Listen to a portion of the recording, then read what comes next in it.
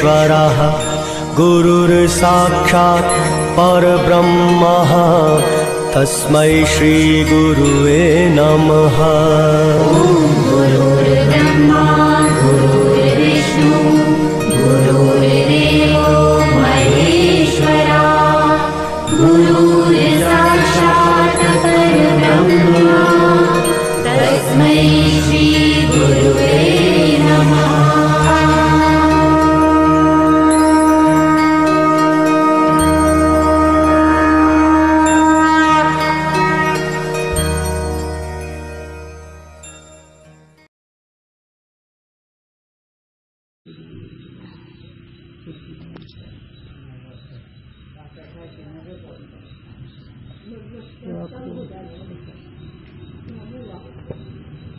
ज्ञान प्रकाश ज्ञान से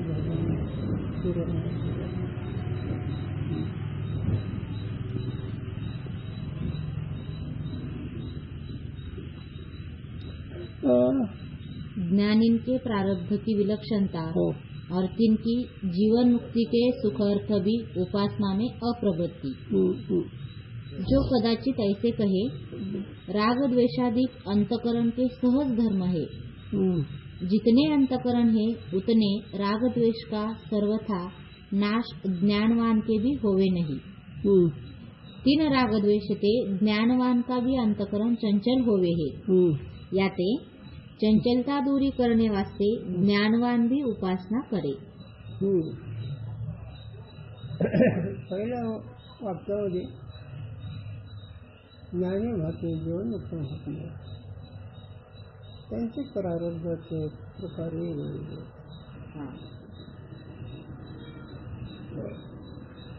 प्रकार असतात जनक मुक्त पण राज्य करतात, सुखाचार्य मुक्त्याचं त्यागे, असे काही काही जे असणारे त्यांचे प्रारब्ध ज्याचे त्याच्या प्रकाराने वेगळे, सगळेच एकच प्रकार नाही, पण जीवनमुक्ती अनुभव वाटतो सगळ्याला एक। त्याच्यात त्यांनी सांगितलं की ज्ञानी लोकांच्या प्रारब्धानुसार व्यावहारिक बुद्धी जर झाली तर त्याच्या ठिकाणी काम करून निर्माण होतात, मन त्यांचं चंचल होतं। म्हणून ज्ञानी कर्म उपासना करू, चंचल होते म्हणून उपासना करणार नाही, त्याला करण्याची गरज आहे असं म्हणणं आहे त्याचं। पण एकदा बिनचूक समजूत झालं त्याला काहीच करायची गरज नसते। हो, ही फार मोठा सिद्धांत आहे, पण हा सिद्धांत झेपत नाही म्हणून त्याची जास्त चौकशीने विषय सांगू लागले। यद्यपि ज्ञानवान को अंतकरण की चंचलता से विदेह मोक्ष में हानि नहीं। हो, अंतकरण किती जरी चंचल असलं तर शरीर आयुष्य तर संपलं विधेयमुक्तीमध्ये त्याला प्राप्तच आहे, पण तो ब्रह्मानंदामध्ये लीन होतो। विधेयमुक्ती म्हणजे ब्रह्मानंदामध्ये लीन होणे। तथापि चंचल अंतकरण में स्वरूप आनंद का भान होवे नहीं, याते चंचलता जीवन मुक्ति की विरोधी है। म्हणून चंचलता जे आहे ना, विक्षेप जे आहे ते जीवन मुक्तीच्या विरोधी आहे। चंचलता असल्यामुळे जीवन मुक्तीचं जे सुख आहे, आनंद जो आहे तो मिळत नाही असं त्यांचं म्हणणं चंचलतेमध्ये। याते जीवन मुक्ति के निमित्त चंचलता दूरी करने वास्ते उपासना करे। म्हणून चंचलता निवृत्त होण्याकरता जीवनमुक्त पुरुषांनी उपासना करावी। का तर करतो सो बने नहीं। हाँ, पाणी देऊ का? लिहून दे मला।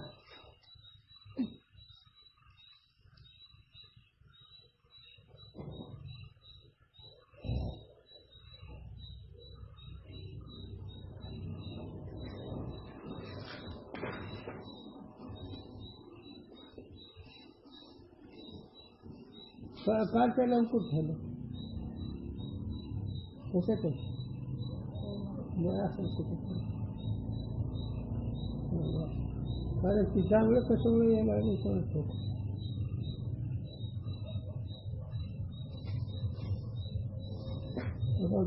म्हणून ना पूर्व पक्षाचं होतं ज्ञानी पुरुषाला कर्तव्य नाही, कर्मोपासन नाही, काही नाही, पण त्याचा व्यवहार पाहतो.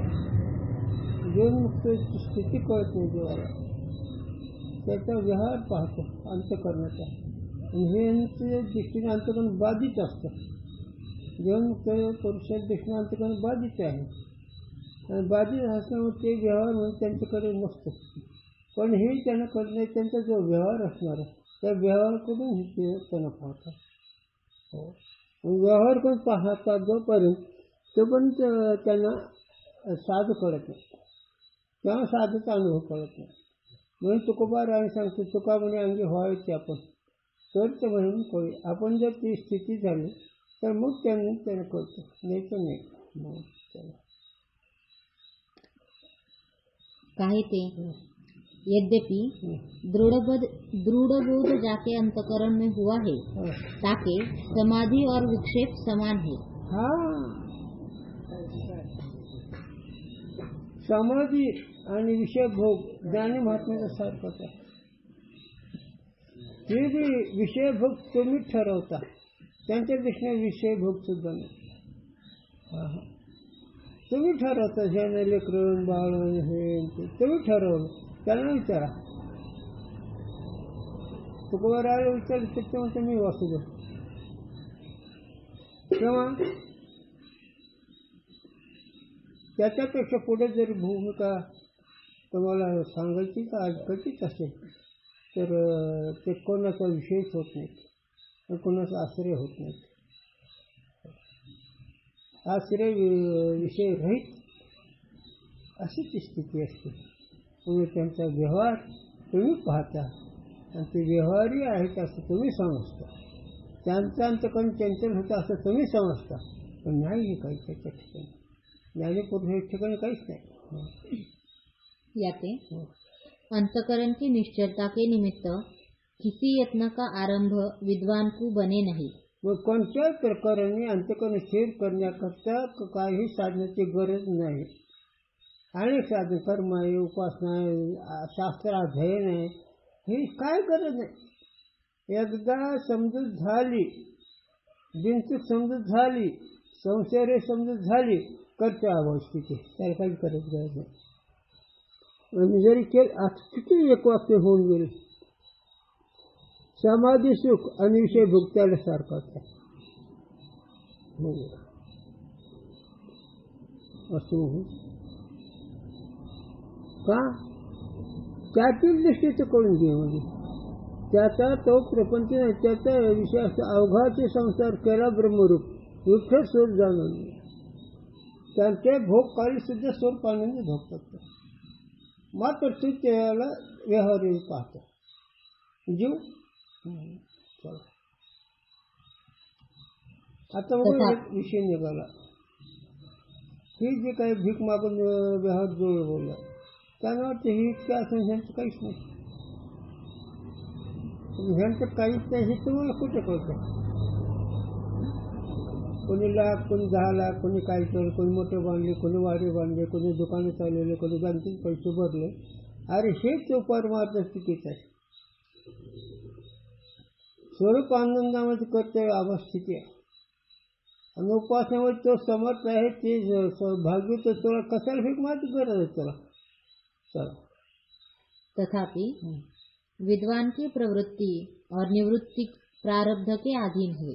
आता त्याचं परमार्थ असो ते प्रपंच असो, त्याचं जे प्रारब्ध असेल तसं होईल. आता त्याचं सुद्धा प्रारब्ध नाही, पण तुझ्याकरता आणि प्रारब्ध त्याच्यावर ठेवलंय. का सज्जते विजते स्वबुद्धी रहित आहे, असं आत्मस्वरूप आहे. मग असं आत्मस्वरूप असल्यावर वस्तू दुसरी नाही ना, मग प्रारब्ध कोणाच आलं. पण हे तुला झेपत नाही म्हणून देहाचं प्रारब्ध कसं असेल तरी त्याला त्याचा बाधा नाही, त्याची त्याला काही हे नाही, प्रतिबंधता नाही त्याला. प्रारब्ध कर्म सर्व का विलक्षण है. म्हणून ज्ञानी महात्म्याचं प्रारब्ध वेगळं वेगळं आहे. ते कसं, नाथाचं प्रारब्ध शांतीचं आणि त्यांच्या गुरुचं प्रारब्ध सैन्यपतीचं. जनार्दन स्वामी सैन्यपती होते. सैन्यपती म्हणजे काय असतं तिथं, युद्धाचा प्रसंग, आणि त्याच्या उलट नाथांनी त्यांच्या शिष्याचा प्रसंग.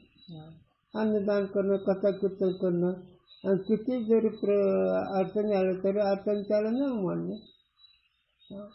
ती बी अडचण तुम्ही मानता, त्याला अडचण नसतीच. जो महात्मा स्वरूपानंदामध्ये निर्संशय पोहोचला त्याला कुठली अडचण नाही. किसी विद्वान का जनकादिकन की न्यायी भोग का हेतु प्रारब्ध है ना. असं उदाहरण दिलं ना, जनक भोगी सुख त्यागी. सुखाला अंगावर वस्त्र नाही, पण जनकाला 700 बायका. पण दोघांचा अनुभव एकच. म्हणजे गजानन विजयमध्ये तुम्ही वाचलं असेल, वस्तूला पोहोचवले, वस्तू अनुभव एकच सगळ्यांचा. पण साधनावर चाललं, त्या साधनाच्या वेगवेगळे प्रकार असल्यामुळे तो संकुच विकासन जीवाचा व्यवहार होतो. परंतु मुक्कामाला पोहोचल्यावर हे साधनाचा विरोध नाही. याला दर्शन दिलं शास्त्रकारांनी. समुद्र पूर्वेकडून पश्चिमेकडून उत्तरेकडून दक्षिणेकडून चारही दिशांनी वाहतात नद्या. वाहतात तो पण दिशा समुद्राला मिसळणार. तसं ज्ञानी महात्मा ओतप्रोत चिंतनामध्ये रमल्यामुळे, परोक्ष आणि परिच्छिन्न भ्रम गेल्यामुळे, तो व्यापक असल्यामुळे, त्याला कर्तव्य अभाव स्थिती असल्यामुळे त्याला कुठलं बाकीचं बहिरंग साधण्याची गरज नाही. पण ती कर्म, उपासना, ज्ञान, श्रवण म्हणजे करत नाही. असं पूर्ण झाल्यावर काय नाही. एकदा चूक झालं की त्याचाच विकार नाही, मग कर्तव्य अभाव स्थिती आहे. और किसी का शुकदेव वामदेवादिकन की न्यायी निवृत्ति का हेतु प्रारब्ध है. हे बाकीचे साधूंचे नाव घेतले त्यांना प्रपंचच नाही, कारणच नाही ना. ब्रह्मचारी आहेत, अपरिग्रह आहेत. जाके भोग का हेतु प्रारब्ध है, ताकू तो प्रारब्ध से भोग की इच्छा और भोग के साधन का यत्न होवे है. आता ज्याला भोगाचं प्रारब्ध आहे तर त्याला त्या भोगाची इच्छा आणि भोगाचं साधनाची गरज आहे.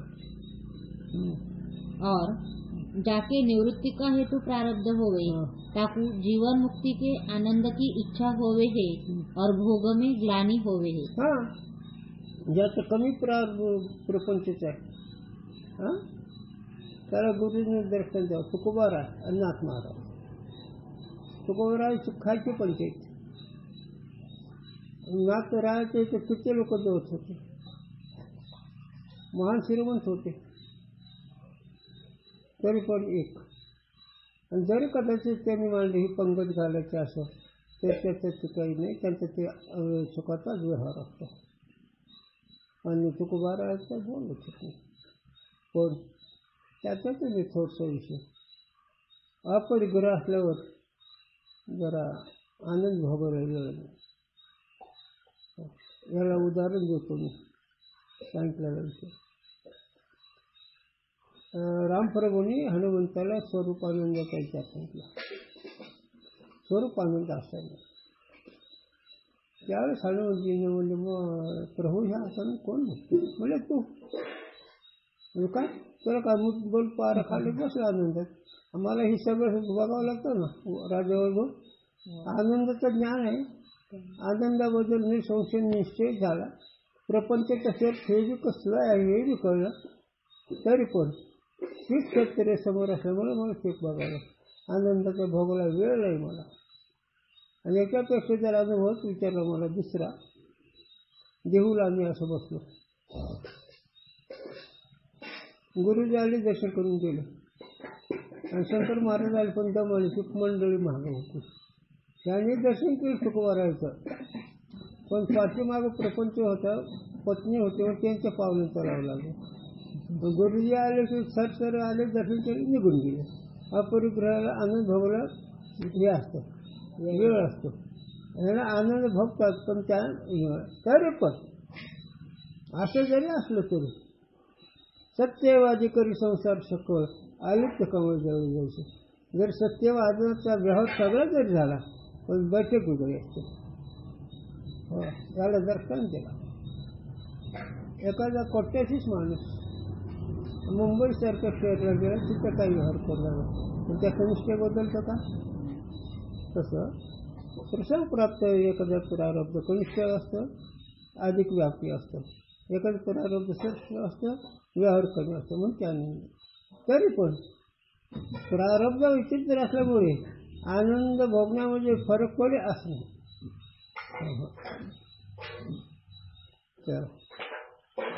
जाकू जीवन मुक्ति के आनंद की इच्छा होवे, सो ब्रह्माकार वृत्ति की अवृत्ति के निमित्त वेदांत अर्थ का चिंतन ही करे. आणि जो त्याला स्वरूप आनंद जीवनमुक्तीचं स्वरूप असं वाटतं, असं कळायचं, जीवनमुक्तीचं स्वरूपामध्ये रमायचं असेल तर त्याने वेदांत श्रवण करतो. दुसरं काही करत नाही, माळ्या जपत नाही, नाही काहीच करत नाही. जर केलं तर वेदांत श्रवण, वाचन केलं तर वेदांत श्रवण. उपासना नाही. उपासना तर नाहीच नाही. उपासना म्हणजे ध्यानधारणा. मग ध्यानधारणा जो पण मनाचा विषय तो पण ध्यानधारणाच गरज आहे. पण यानं मनच दर्शक ठरलं, ध्यानधारणा करेल गरज का? काहे ते अंतकरण की निश्चलता मात्र से ब्रह्मानंद का विशेष रूप से भान होवे नहीं. हाँ, वास्तव अंतकरण की निश्चलता मात्र से ब्रह्मानंद का विशेष रूप से भान होवे नहीं. हाँ, बरोबर लक्षात. उपासनेमुळे अंतकरण स्थिर होतं, हे बरोबर आहे. पण ब्रह्मानंद अनुभव येत नाही त्याला. उपासने स्थिर झालं पण आनंदाचा अनुभव नाही. मग आनंदाचा अनुभव ज्ञानेश्वरी. किंतु ब्रह्माकार वृत्ति से ही होवे है. मग ब्रह्माकार वृत्तीनंच स्वरूपानं अंतकरण स्थिर झालं म्हणजे नाही. ब्रह्मकार वृत्ती झाली त्यालाच आनंद. मग ह्या पुरुषाला ब्रह्मकार वृत्ती झालेली असते, जीवनमुक्त पुरुषाची. म्हणजे अंतकरण स्थिरतेची किंवा चंचलतेची किंवा काहीच नाही त्याच्याकडे. सो ब्रह्माकार वृत्ती वेदांत चिंतन से ही होवे है. आणि ती ब्रह्मकार वृत्ती जर होत असेल तर वेदांत चिंतन. म्हणून तर विचारसागर, अमृत अनुभव, चांगलं शक्ती, ज्ञानेश्वरी गाथा हेच वाचू जावं, बाकीचं काही वाचायचंच नाही. हो, उपासना से नहीं. उपासनाने होतच नाही. उपासनाने स्थिर होईल आणि एखाद्या वेळेस ज्याची उपासना करतो ती प्रगत होईल. पण नाही जर आणि ब्रह्मकारच वृत्ती व्हायला पाहिजे तरच ते आनंद होतो. और अंतकरण की चंचलता भी विद्वान को वेदांत के चिंतन से दूरी हो जावे है. आणि अंतकरणाचं जे चंचलता तर त्याने वेदांत श्रवण केलं, वेदांताचं वाचन केलं, वेदांताचं मनन केलं तरी चंचलता नाही शकली. आता वेदांताचं मनन, वेदांताचा विचार म्हणजे काय? तर नित्य काळ व्यवहार हा संसार असं त्याची वृत्ती जागृत होते आणि ह्याने वृत्ती स्थिर होती त्याची. तेव्हा त्रिगुण असेल, निर्गुण असेल, अशी त्याची विचाराची वृत्ती जागृत होते, चंचल होते. तेव्हा त्याच्या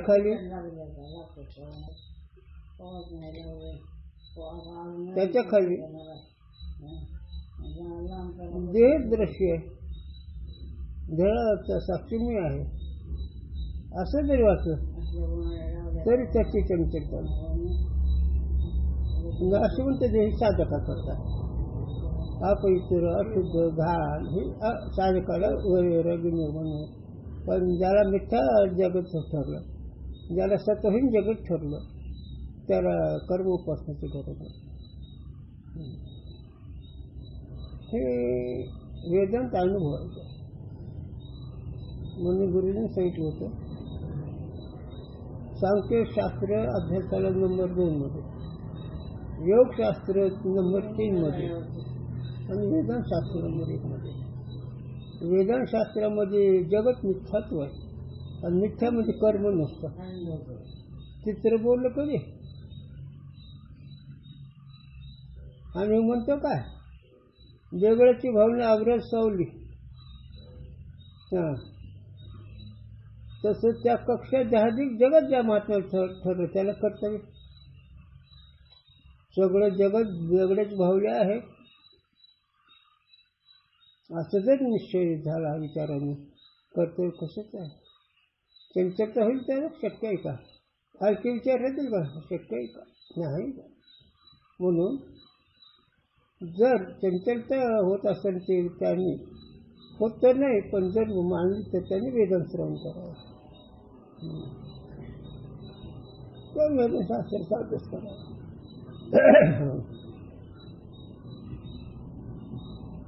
याते अंतकरण की निश्चलता के निमित्त भी उपासना में प्रवृत्ति होवे नहीं. म्हणून वेदशास्त्र श्रवण करत असल्यामुळे त्याची उपासना पण प्रवृत्त होत नाही. इस रीति से दृढ़बोध जाके हुआ है ताकि कर्म उपासना में प्रवृत्ति होवे नहीं. ज्याचा दृढ बोध झाला, ज्या दृढ अपरोक्ष अनुभव आला, त्याची प्रवृत्ती उपासनेमध्ये होते. ध्यान धारणं नाही झालं. जीवनमुक्त पुरुषाला कर्तव्य नाही एवढं त्रास होता. त्याच्या लिलेमध्ये काही करू पण नाही. आणि कदाचित त्याने कर्म उपासना केली तर स्वतः करत नाही, तुमच्या करता. कदाचित त्यांनी कीर्तन केलं, भजन केलं, वारी केली, हे तुमच्या करता, त्यांच्या करता काय नाही. का बरं? दृढबोध झाला. दृढबोध कशाला म्हणावं? संशय रहित निश्चय.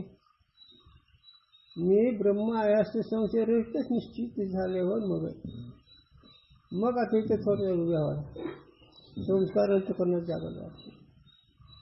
हे माझ्याकडचे काही लोक मी ब्रह्म मी साक्ष म्हणतो आणि बायकोचं वागतो. काय म्हणावं तुला?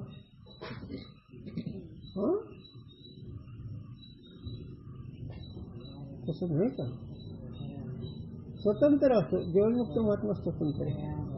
त्याला कोणाचं बंधन नाही, त्याला कोणाचं आश्रय नाही आणि त्याच्यापेक्षा श्रेष्ठ कोणी नाही. म्हणजे स्वरूप अनुभवी पुरुष गुरुजींनी सांगावं, त्याच्या ठिकाणी श्रेष्ठ कोणी तो राहत नाही. स्वरूपानुभवी महात्मा जो झाला त्याच्या ठिकाणचं काही कोण श्रेष्ठ कोणी होता नाही. का? जगत सिद्ध नाही आणि व्यापकामध्ये व्यवहार नाही, श्रेष्ठ कोणीच नाही.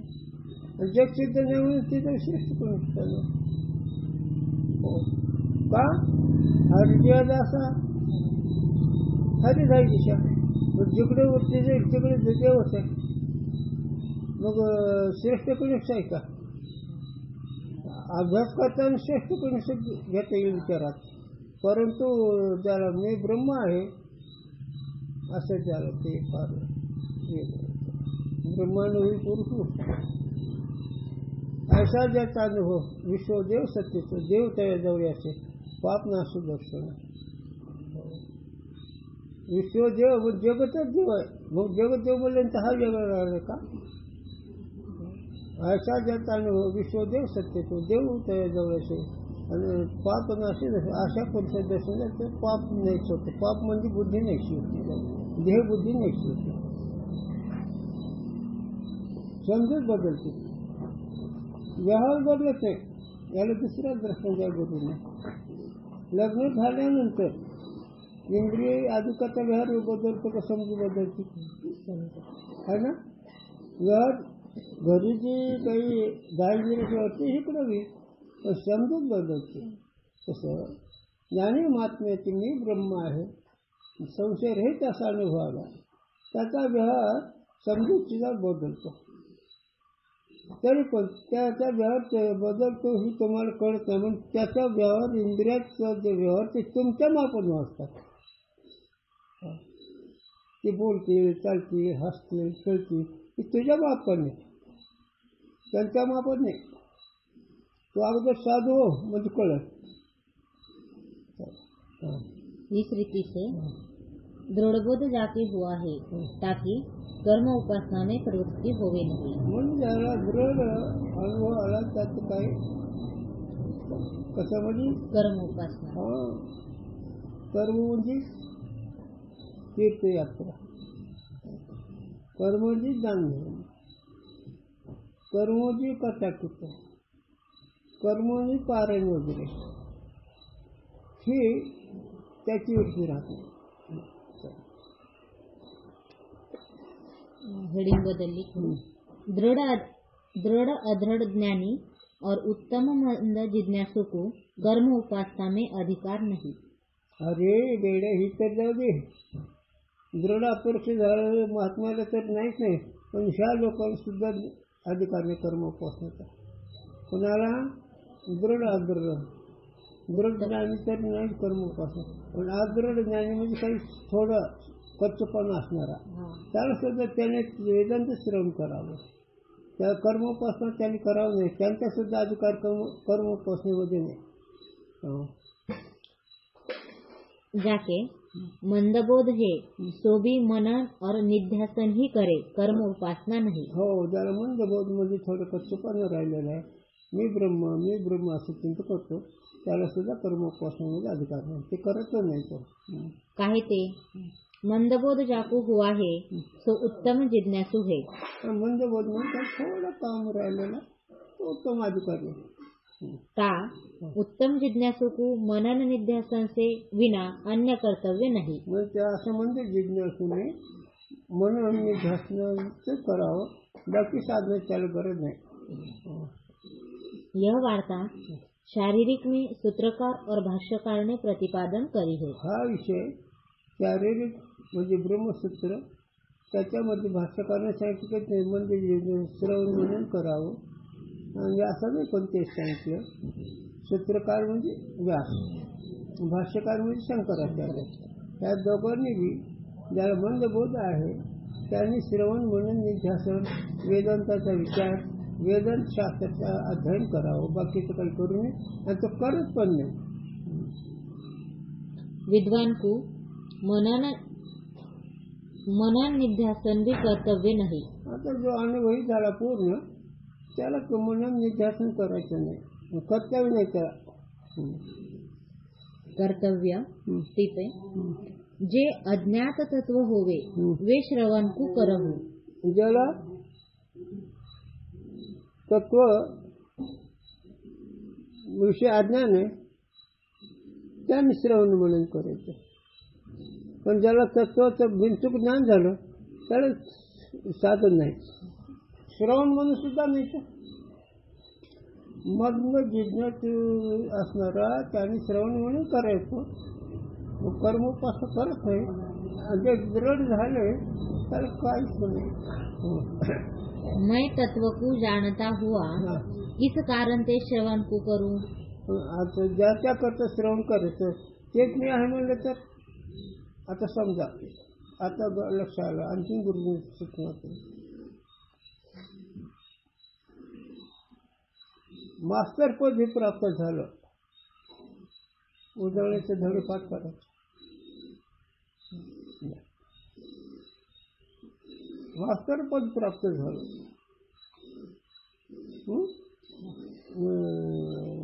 विषयाचं मनन होत होतं.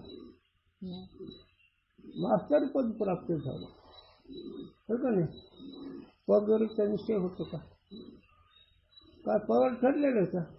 तसं ज्याला पगार म्हणजे ब्रह्म निश्चित ठरलं त्याला कसं आता पास व्हायची वेळ आली त्याला पेपर सोडावा लागला.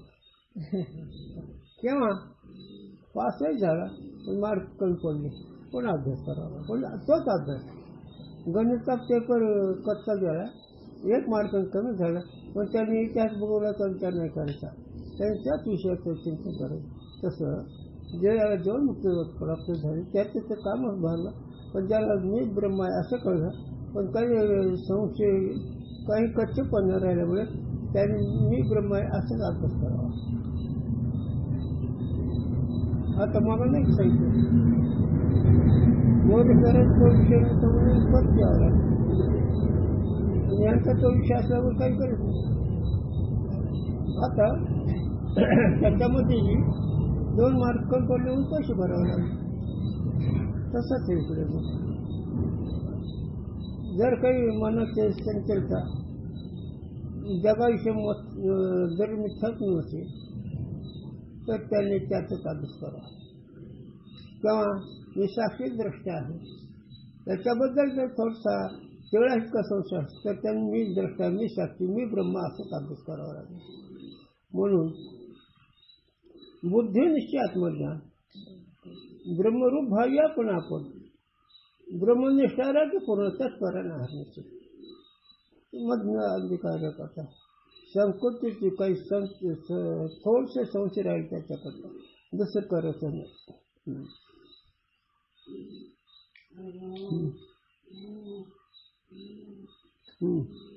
और जे संशय को प्राप्त भये है वे मनन को करहु. ज्याला संशय आहे मी आत्मा आहे, मी साक्षी आहे, हे कसं काय करेल असं जर थोडं वाटत असेल त्यांनी मनन करावं. मी साक्षी देहदर्शी आहे, मी द्रष्टा आहे, देहदर्शी आहे, असे विचार करणं म्हणजे मनन. संशय रहित मैं मनन को करता नहीं. हा, आणि जे संशय रहित त्याला मनन करण्याची गरज नाही. जो विपर्य को पाया होवे सो निध्यासन को करे. आणि ज्याला विपरीत बुद्धी आहे, मी देह आहे, मी जग सत्य बुद्धी आहे, त्याला मग निध्यास करावा लागतो. विपरीत बुद्धीवाल्याला अखंड मी ब्रह्म आहे, अखंड मी ज्ञान स्वरूप, अखंड मी सुख स्वरूप आहे, जहाजिक जगती दृश्य आहे, मी त्याला जाणतो, असा अखंड निध्यास करावा लागतो.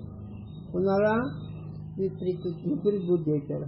विपरीत बुद्धी म्हणजे देह मी आहे वाटणं, विपरीत बुद्धी म्हणजे देहाधिक सत्य वाटणं, त्याला मात्र अखंड ध्यान करावं लागेल.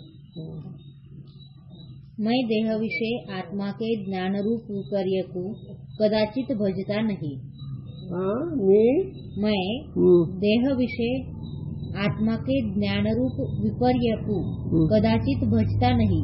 याते मेरे को विपर्य के अभावते कौन ध्यान है. कोई भी नहीं. जर देह बुद्धीच नाही, विपर्य म्हणजे देह बुद्धी ही जर नाही, मग ध्यान करण्याचं कोणाचं, म्हणून कोणाचं.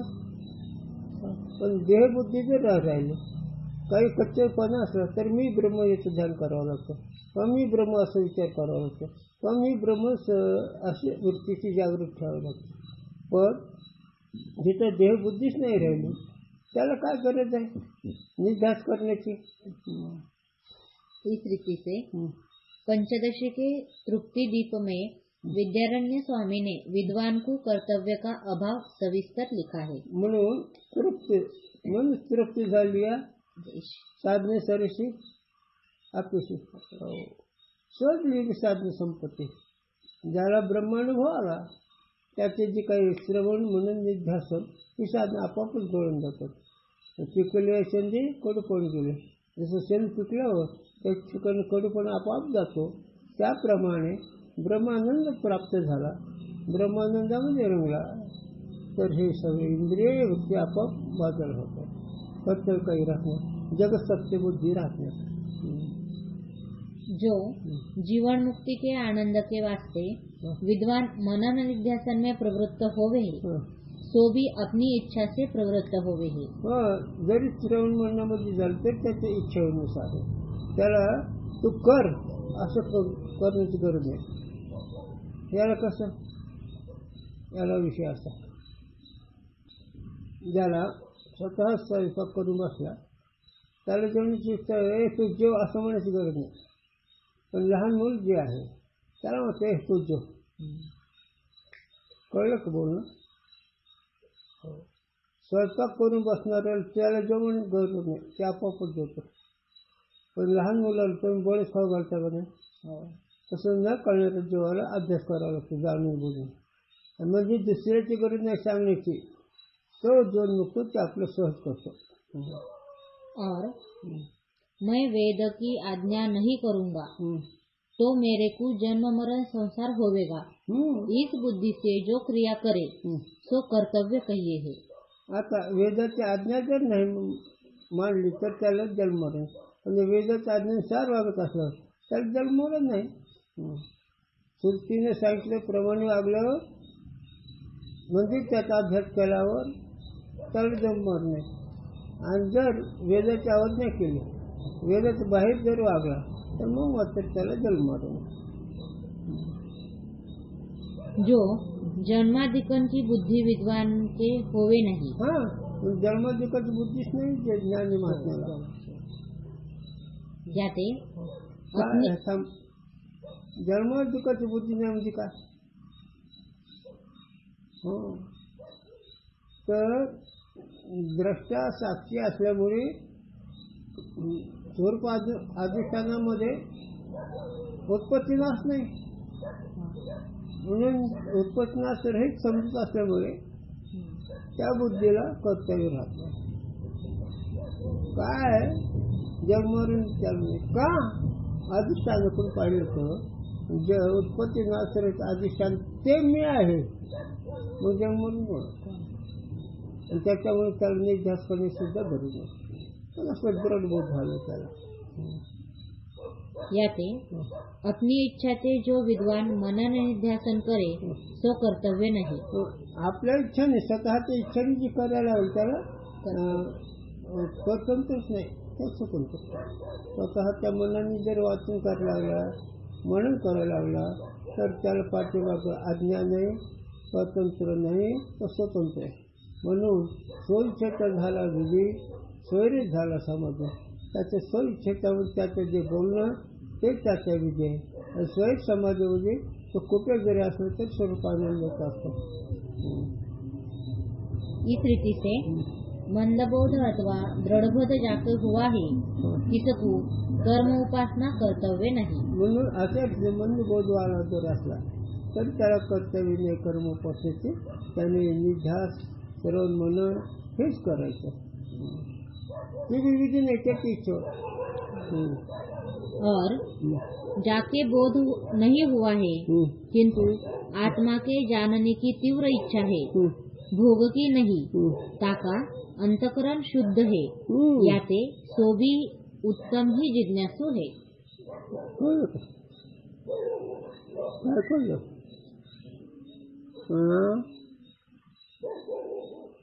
कशी इच्छा नाही,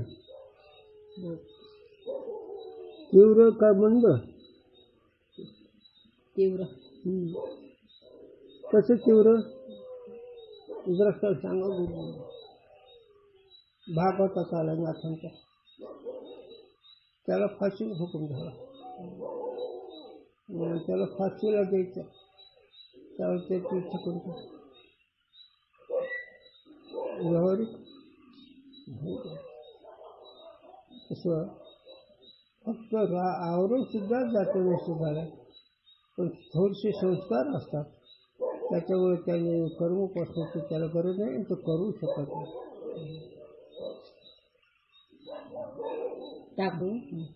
ताकू भी बोध के वास्ते श्रवणाधिक ही कर्तव्य है, कर्म उपासना नहीं. मग श्रवणाधिकच करायचं, कर्मोपासना करायचं नाही. काहे ते जो कर्म उपासना का फल है सो ताके सिद्ध है. ते पहिले झालेलं आहे. वेदांतामध्ये बसला की त्याची कर्मोपासना संपूर्ण झालेलीच आहे. वेदांत कळू लागला म्हणजे अधिकारी झाला. वेदांत कळू लागला म्हणजे जग मिथ्यात्वाचा निश्चय करत चाललाय. त्याने कर्मोपासना नाही करायची, कारण कर्मोपासना जगसत्य बुद्धीचा विचार असतो. ज्याची जगसत्यत्व बुद्धी आहे ते सत्यपणाने करण्याकरता किंवा वेदांत श्रवण करण्याचा अधिकारी त्या उपासना पण ह्याचे काही ते राहिले नाही. और ज्ञान की सामान्य इच्छा से जो श्रवण में प्रवृत्त हुआ है और अंतकरण भोगने में आसक्त है सो मंद जिज्ञासु है. कळलं का? कुठेच असं म्हणजे जिज्ञासू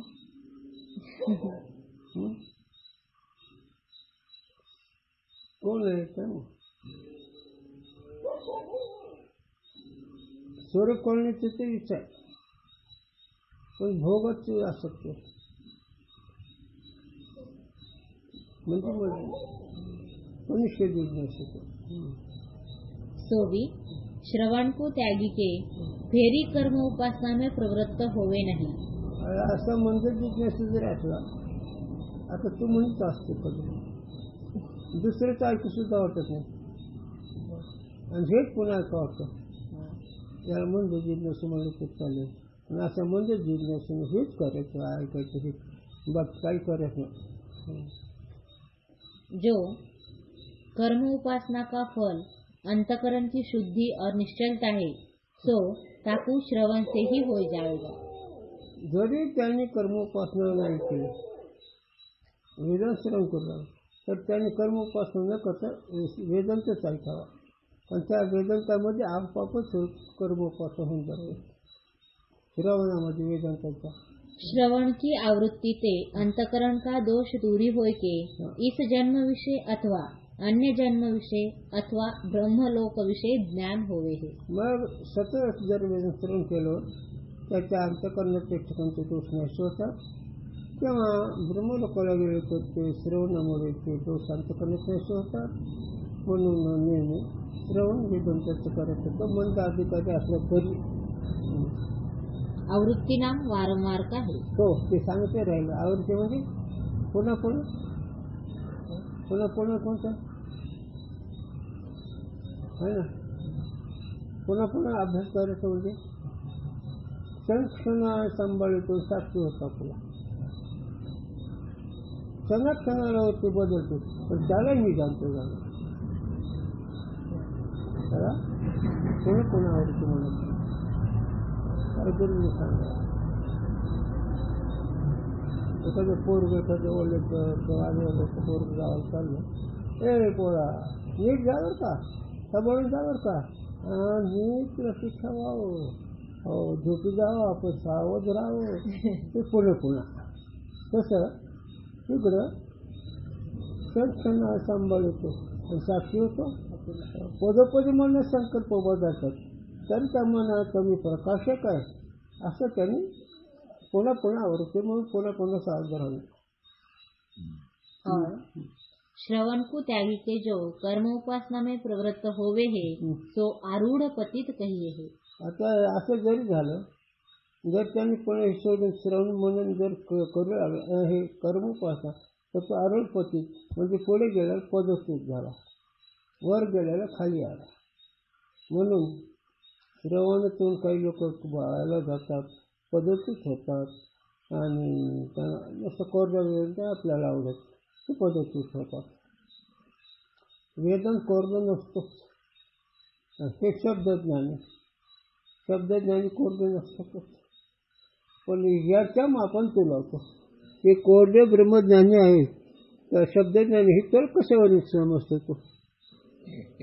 म्हणून जरी तो असला तर त्याने पुन्हा तेच करावं लागतं. पुन्हा श्रवण म्हणून करायचं पण कर्म उपासना करायची नाही. पण पुन्हा आवृत्तीच करायचे. मोक्ष की सीढ़ी पे चढ़ी के मोक्ष की सीढ़ी पे चढ़ी के लक्षात फिर तहाँ से गिरे ताकू करम लेढ़ी न्याय प्राप्त लड्डू को गमाए के हाथ चाटने का दृष्टांत प्राप्त हुए है. दृष्टांत हातात लाडू आहे, ते लाडू टाकून देऊन ते बोटच टाकायला लागला. तसं मी ब्रह्म आहे असं कळू लागलं तर ते बदलून जर कर्मोपासना करू लागलं आरोग्यपती करम लिहिली नाही तर हातातला लाडू टाकला तसंच रे. तसंच सांगता ते सगळे लोक माझ्याकडे येतात. नित्य विचारायचं नाही कसं श्रवण होतंय, सगळं होतं, पण नुकसान झाली किती घराने. हे नुकसान कसं होईल, भरून कसं निघेल, आमच्या मुलाचं नोकरी गेली, तो नोकरी अजून कसा राहील, करून लिहिलं नाही. आणि तो ज्ञानेश्वरी असतो, सूर्यचरित्र असतो, सगळं करतो, तुला ह्या करून लिहिलं नाही म्हणायचं. म्हणजे हा खरं सुख टाकून द्यायचं असे. मग हा पण कसा जग सगळ्यांनी त्याचं कारण होतं. इस रीति से ज्ञानवान और उत्तम जिज्ञासु का कर्म उपासना विषय अधिकार नहीं. म्हणजे जो उत्तम जिज्ञासू काही मुद्दा पाहिजे कृपा करणारे अशी याची भूमिका साधक तीव्र असल्यामुळे त्याला कर्म उपासनेची गरज नाही. म्हणजे जेवण पुरुष नाही. और मंद जिज्ञासु भी जो वेदांत श्रवण में प्रवृत्त हुआ है ताका अधिकार नहीं. त्याचा सुद्धा अधिकार नाही कर्म उपासनेचा. और ज्ञान की जाकू इच्छा तो है परंतु भोग में बुद्धि आसक्त है या ते श्रवण में प्रवृत्त नहीं हुआ, ऐसा जो मंद जिज्ञासु ताका निष्काम कर्म और उपासना में अधिकार है. कळलं का? वेदांत ऐकतो पण विश्वास ते जातो. ते कसं गुरुने सांगावं. वेदांत ऐकतो प्रपंच जिथं तिथं हवा वाटतं त्याचा विश्वास. त्याने कर्म उपासना करावी. प्रपंचामध्ये आता चारच देशात त्याच बरोबर होतच नाही, पण ह्याला वाटत काय कितीही जरी तुम्ही केलं तरी गुरुजीने सांगावं. केळीचं पाल शिवल्यासारखा प्रपंच, किती जागा दोरी करा. आता गुरूंचे उदाहरण वेगळे, ते माझ्या अधिकाराचे नाही, पण प्रपंचाचे सदाकार नाहीत कमी है ना. मग सगळं प्रपंचाच्या विचार राहतं का नाही, मग ते कर्म उपासना करावी. त्या कर्म उपासनेने तुमचे चित्त झाल्याने ते नाही शिकले. पण एकच लक्षात ठेवा, जोपर्यंत तुम्हाला प्रपंच तुमच्या मनासारखं घडावं वाटतं तोपर्यंत तुम्हाला परमात्मा नाही होणार. कारण त्याला गुरूंचा दृष्टांत सांगायचा, ते पुन्हा सांगतो, ते केळीचं पान शिवल्यासारखा प्रपंच आहे. जिथे टाच मारला तिथून फाटायला सुरू होतं आणि त्याच्यामुळे बाकीचे फाटतात जास्त. तसं प्रपंचाचे नुकसान एक नीट करण्याकरता 1000 नुकसान होतं. त्याला गुरुंची आठवण, गुरुने चूक काढणं वेगळं आणि चूक नीट करता येणं हे फार वेगळं. चूक काढणं एवढं बुद्धीचं विशेष नाही, पण ते चूक नीट करणं हे महत्त्वाचं असतं. तसं आता तुम्ही सुखाचा प्रयत्न करतात, पण तो चुकीचा असल्यामुळे सुख मिळत नाही. सुखाकरता जे प्रयत्न करावं लागेल तेच करावं लागेल. मग काय म्हणतात तुकोबरा, आपोला तो एक येऊन जेव्हा सुख, मग आता कसं करायचं. हां, मग शास्त्राला खोटं बोलावं लागतं. ते कसं, अरे प्रपंच साधन असतं रे, हे म्हणा प्रपंच साधन नाहीच तर कळलं का साधनाचं बोलणं तरी. प्रपंच भगवत प्राप्तीचं साधन आहे आणि मग मोठंच उदाहरण द्यायचं. अरे मोठ्याचा प्रपंचच नसतो तर, मोठ्याला प्रपंचच नसतो. चला. और जाकी भोग विषय ही आसक्ति है, ज्ञान की इच्छा नहीं, ऐसा जो बहिर्मुख है ताका सकाम कर्म विषय भी अधिकार है. मग काय आलं का लक्षात, है ना. कशामध्ये आसक्त आहे, भोग म्हणजे काय, एक शब्द सांग गुरुजींचा. असं प्रपंच नीट होऊन श्रीमंत होण्याची इच्छा, ही बहिरंग होते. गुरूंचे शब्द लय गमतीचे असतात, अर्थ गंभीर आहे. काय श्रीमंत होणं विषयासक्ती आहे का नाही? श्रीमंत झाले कोणा सगळे विषय बघता येतील का नाही? त्याचं मन होते. त्याला मात्र कर्म उपासनेचा साधक त्यांनी कर्म उपासनाच करावी, ते विषय काम करावी. काम म्हणजे भगवंतालाच गारण घ्यावं, भगवंतावरच भार टाकावा, ते निदान तुझी इच्छा पूर्ण तोच करेल. पण माऊली म्हणते जो जे वांचेल तो चोरा. माऊली तुमच्याकरता भगवंताकडे करा. तो कवरास जावतं जया जी वासना तया तैसे पुरवावे, हे तुमच्याकरता वाक्य आहे. की ज्याची जशी वासना भगवंत तसे त्याची पूर्ण कर. मग आता तुमच्याकरता पामराचा विषय सुद्धा घेतला की नाही? मग पामरांनी भगवंताची सकाम भक्ती करावी ना. पण सकाम भक्ती न करता पण ते प्रपंच नीट होण्याकरता माणूस नाही ते करतो. करून तो केला व्यापार व्हायला भात. हो प्रपंच अरे नीट करून नीट होण्याची पंचायत आहे, तर नीट न करता कसं होईल? हे लोक म्हणते पण उगम निघतो म्हणून एकदम खाली आहे. दारू पेले टेन्शन राहत नाही, मूर्खपणा हा. मग तीच बोंब घ्यायची. श्रीमंत झालो असं वाढावता येईल, असं घर करता येईल, असं पोरसोराचं काम करता येईल. म्हणून एकच शब्द गुरुने सांगा, व्यावहारिक बुद्धीचा परमार्थ नाही. तरी पण शास्त्राला जायचं, अरे तो ह्याच्या पाया पडतो त्याच्या पाया पडतो, भगवंताच्या पाया पडणं ते तुला घे, भगवंताचं नाव घे म्हणजे तू तुला घे. त्याची इच्छा नाही, पण तुला नीट बनवायचं म्हणून तू देतो. असं म्हणून सकाम भक्ती तरी करा, सकाम भक्ती सोडून तरी करू नका काही. पण सकाम भक्ती सोडून 16-17 अध्यामध्ये वाचा म्हणजे कळत काय करते ते. आणि त्याचा आळा एकच तुकोबाराने एक करून तो केला बापा. चोरी जाती व्याज बट्टा काय हे लबाड बोलणं हे सगळे चुकीचा धंदा. म्हणून असा तो कनिष्ठ आहे त्यांनी देवाची भक्ती करे, सकाम करणं, देवाला मागणी मागावं. देवाला मागणी मागत नाही तर साधक, आणि देवाला मागणी मागतो ते कसं दोन चरण सांगतो. तुका म्हणे मग नगे तुझी दुसरी निष्काम भक्त. हां याच्या उलट देवा आता असंच कर, एवढी माझी एवढं काम होऊ दे, मी तुला फल करू. हे सकाम भक्त. आणि असं सकाम भक्तांनी देवाची सेवा कर, पण देवालाच मागा, देवाला मागूच नका. चला याते ज्ञानवान को कर्म उपासना का अधिकार नहीं, कर्म उपासना का ज्ञान विरोधी है. कर्मोपासना ही ज्ञानाच्या विरोधी आहे, आणि ज्ञान ही कर्मोपासनेच्या विरोधी आहे. कारण कर्मोपासनेमध्ये सगळी सामग्री आहे, आणि ब्रह्मकार्य वृत्ती करायचं म्हणजे काय करावं लागेल?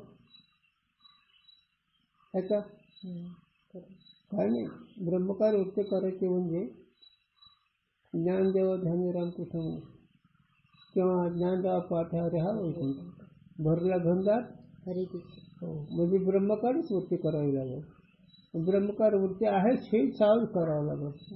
ब्रह्मकार्य वृत्ती सुद्धा आहे, पण ती ब्रह्मकार्य वृत्ती करायची. सगळे देख म्हणजे जास्त करू स्वभावाची भविष्य. आता हे सगळे लोक ब्रह्मानंदच बघतात, पण न कळल्यामुळे वाया गेले. कसं ते गुरु सांगा, झोपी असून कुणी जगलाय का?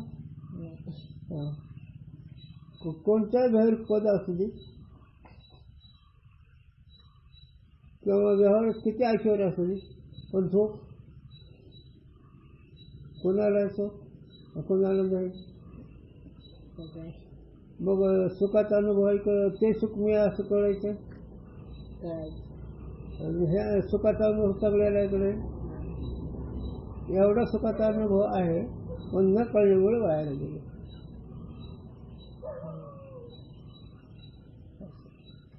म्हणून शास्त्रीय भाषात वस्तुगत प्रत्यक्ष आहे पण ज्ञानगत प्रत्यक्ष नसल्यामुळे त्यांना हे करावं लागतं. साधूंचे विचार घालायचा लागतो. ज्ञानगत प्रत्यक्ष न करता ज्ञान म्हणजे वस्तूबद्दलचे समजूत. आता थोडंच चिंतन विषय सुख वाटतं ते कोणाला पामरा बहिर्मुख लोकांना विषयात सुख. आता प्रत्यक्ष ही केवढं वाढले लोक म्हणतो वा खूप चांगलं वा म्हणे काय तिथं दगड चुना आणि त्याचं एक ढीग रचलं आहे काय त्यात कळते कुठं काय बांधलं तिथे खर्चायला असं काय कौतुक आहे बहिर्मुख विश्वास. आणि विचाराने जर पाहिलं काय तिथं लोखंड दगड चुना आणि त्याचं कौतुक करणार बुद्धी. हे अंगावर घ्यावं लागतं म्हणजे कळत असतं. अंगावर घेतलं ही जागा होतो माणूस.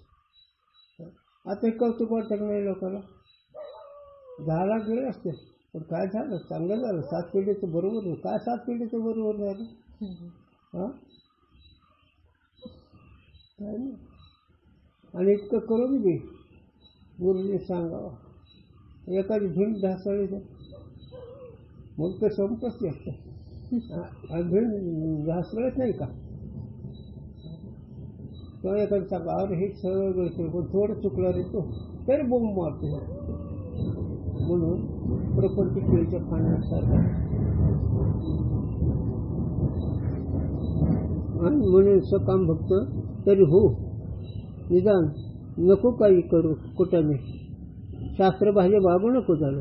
भगवंतालाच माग भगवंताची सेवा कर भगवंताच नाम जप कर असं करीत राहा तर तो भगवंत तुला देतो. पुन्हा दया जी असं तया तसे त्याला तसे म्हणून त्या ज्ञानेश्वरीच आहे ती वाचीच आहे पण कळायला थोडं अजून येताळे फेताळे मसून वाटतले देव हे सगळे जे आहे ते मी त्या रूपाने त्याची इच्छा पूर्ण करतो. असलं तुला हलके विषय सांगायचे नको वाटतं पण ही जी माणसं आसुरी विद्याचे लोक ही नागवेणी पाणी घालतात रात्रीच्या 12-1 वाजता नागवेणी मसून वाटत जाऊन जप करतात आणि ते प्रपंच. पण अशा लोकांचा प्रपंच ज्यावेळेला तर जात ना पण त्याचा वंश बुडतो सुखच होत नाही. पण करून येऊन तो त्याला रात्री ज्याला लेकरं होत नाही त्याने कुणाच कोटे जाळावेत 3 वाजता कोटे जाळावेत लेकरं मारावेत. तसं नको देवालाच माग इथे करू नको देवाला माग देव तर देईल तुला. पण हे संपूर्ण ज्ञानेश्वरीत आलेलं आहे गुरुचरित्रात आलेलं आहे. करून येतो हे पामर नाही हे भ्रष्ट पापी माणूस आहे पापी जीवन. म्हणून त्याने सुद्धा स्वतःची इच्छा पूर्ण करण्याचं भगवंतालाच मागावं. क्षुद्र देवताची सेवा करून येताळे फेताळे जवळ त्याचे तोंड काढे तुकोवर आहे म्हणतात येताळे फेताळे त्याचं तोंड काढे जवळ जास्त पुढे बुजावू सुद्धा नका. निव्वळ महापापी बुद्धिहीन लोक त्याला सुद्धा सांगता बाबा रे हे कर म्हणजे ह्याने जर दिलं नीट तर सांगू का पूर्ण सांगा तुकोबार आहे त्यांचे वंश परंपरा त्यांचं पार लोक काय म्हणत होतं तुकोबाराची परंपरेचे हो म्हणजे किती भावना शुद्ध राहते. मूळ पुरुष एखादा होऊन गेला आहे त्याच्या परंपरेमध्ये आपली इतकी भावना शुद्ध जर राहते आहे ना. प्रपंचिक राजे सावकाराची परंपरा त्याच्याकडे डोकून तरी बघतो असता. श्रीमंताची परंपरा लेकरा बघतो का सासंताच्या घराने परंपरा भावना शुद्ध होते का नाही अशी गंमत आहे. पण जीवाला कळत नाही, जीवाला मनासारखं घ्यावं वाटतं, पण काही कुठेही करतात आणि ते तिसरं होऊन बसतं. बस ना कुंडली. पण ते टिकत नाही बरं का.